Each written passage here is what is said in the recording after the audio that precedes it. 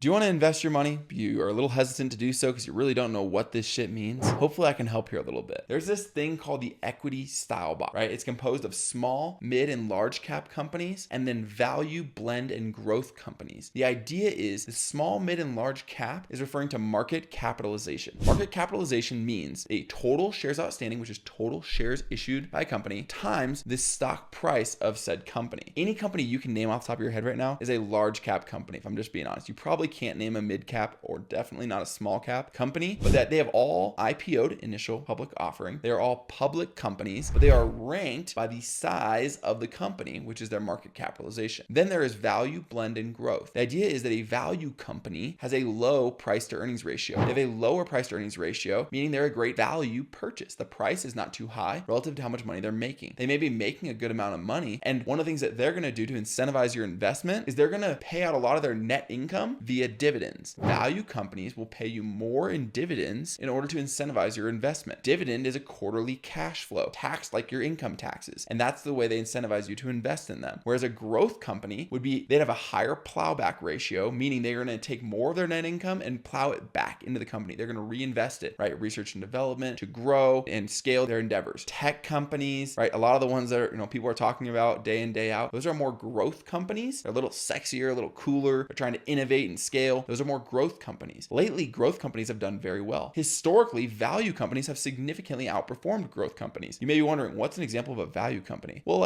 I think Coca-Cola would be a great example, right? Who's the largest shareholder of Coca-Cola? This guy named Warren Buffett. He's worth a couple billion if you haven't heard of him. Coca-Cola pays a great dividend yield. Well, why do they do that? Well, because I'm probably not going to reinvent the world overnight with Coca-Cola. They've been selling the same product out of the same cans and bottles for a very long time, but they have tremendous margins. They make great profit, therefore their net income is high. And with their net income, they don't have a ton of research and development to do because they're not reinventing the wheel. So they pay out a large sum of their net income via dividends to their shareholders. Warren Buffett being one of them, he loves to take his billions of dollars of dividends from Coca-Cola every year. That's a more value company. What's more growth? Apple, Amazon, Nvidia, right? Everything that everyone likes to talk about every single day. I'm just telling you, in the long term, value has actually outperformed growth. Don't forget, teaching is what I do.